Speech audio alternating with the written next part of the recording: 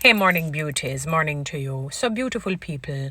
I was watching just a short, fairly short clipping of a press conference that took place in fairly recent time. I don't know if I'm saying fairly recent time, and it could have been last year or the year before, but I think it is in fairly recent time with the Jamaica Labour Party. They had some sort of a press conference somewhere, I don't know, maybe out of Kingston. I'm not sure exactly where it was held. And beauties, let me tell you something. I was frightened, to say the very least. I was affrighted. And I'm saying this fervently, but I'm saying it compassionately. Because one of the things I don't do, I don't mock, I don't laugh, I do not rejoice in the demise of anyone. Whether you like me as a human being or you do not like me, I do not. I can't tell you that I will.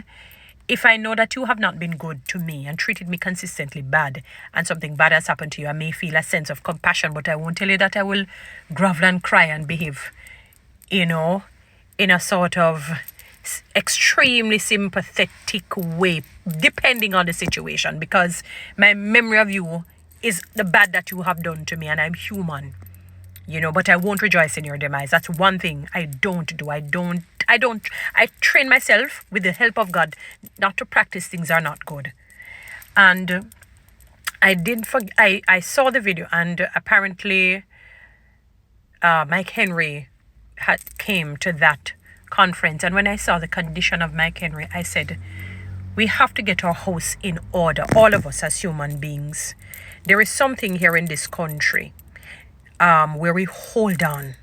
We're like hoarders. Those people, when they look in their houses, you see even there are some hoarders that even boxes with food in it, they don't throw away. They keep it. And then, I saw one where the rat was big like a raccoon. It was a rat. It wasn't a raccoon, because the lady was such a hoarder.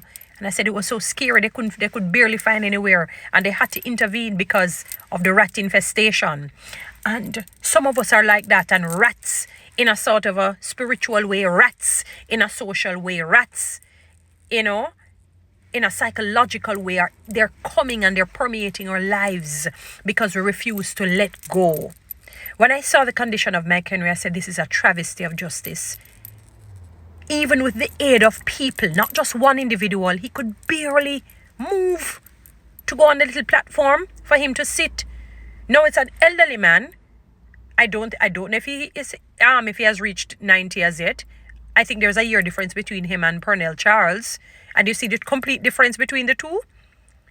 Basically the same age, and if it is a year or just some months, maybe one could be born, this year and the other one sometime the following year, but it's not so much exactly a year apart. Could be, I don't know. And when I saw the condition of the man, I said, this is so bad. Because, it's like looking at a grandfather.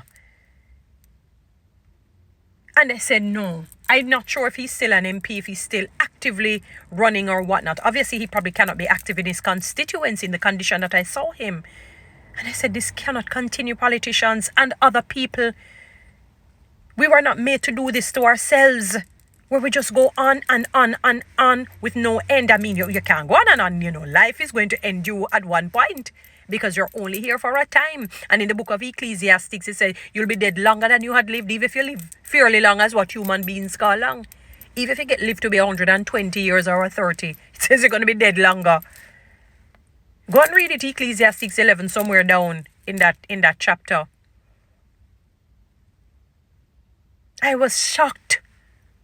Certainly frightened. I was discombobulated. I said, this is really bad. This is really bad, because I know for years I've been hearing people saying politicians set a timeline for you to, demit office with the hope that there is good succession planning. And some of you refused to move. And look at that. It didn't feel good to see the man, and I'm not even saying it in a rejoicing manner, not in the least. That man could be my grandfather. And I honor and I respect the elderly. I honor, because if once life lends me more time on this earth, one day I will get to an old age. And I would want somebody to honor and to respect me, so I show that from now. But at the same time, we have to speak truth and reality. I felt so bad to see the man in that condition. And he was not the only one. I remember one from the other side, you know. When I saw the condition of that person, well, the person is now out of active politics because, you know, I said, no, man, this is so bad. This is so bad. Politicians, please learn from that.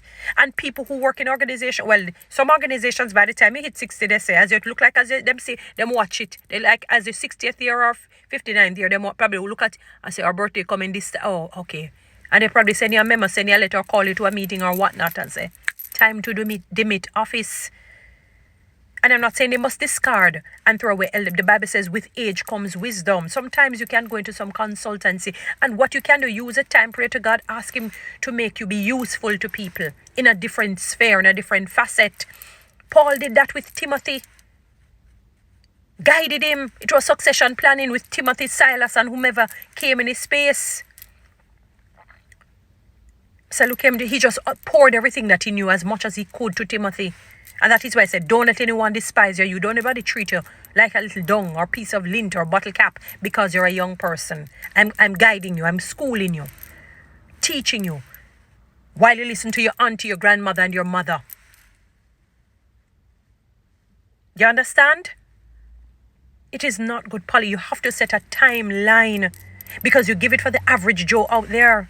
And when you check the average age in both sides, I'm not knocking just the Jamaica Labour Party. Even, well, I'm not sure if, well, you know, because the PNP only have a little representation in terms of, you know, those, you know, because if you remember the landslide in them losing and many of them being thrown out. So I don't really see a lot of active on the opposition side MPs on the right now in the PNP because most of them had gone. There was a time when a lot of them were there. There was. But when I look over this, it can't continue. I felt so bad for the man. I felt so bad. I said, you know, oh my God. Because when I see people living a long life, you know, I'm always admiring that. It's something that I like to see. When people live a long life and they seem healthy physically, I like to see that. That's one of the things that I would want God to bless me with. Good life, long life, health and strength. And perhaps he had demitted office maybe a few years ago. He probably would not be in that health crisis. Or crises if it's more than one illness and ailment. Please, politicians and people, learn from that. I felt, my Lord, barely could go up the stairs, barely could even come out of the vehicle, and they had to drive it up and then take him out of the motor vehicle, I think it was, or something where he was coming up a little stairway thing. Barely. And when he sat down, you could see that he's distraught. He's not well. He's not well at all. At the time, he was not. And I said, my Lord, to witness this. So some of you do not wait until it reaches a situation like that before you demit office. Some of you politicians, some of you people in certain positions, do not wait until it reaches a scare like that. I didn't feel good watching the man looking that way. As I said, he could be my grandfather. And I loved, I should say my step-grand. I didn't meet my real grandfather by blood. He died when I was probably just born or a little bit older, or a little girl, my mother said. So I only knew my step-grandfather, which I call my grandfather, because he was so, so nice to me. He was so loving to me. Papa.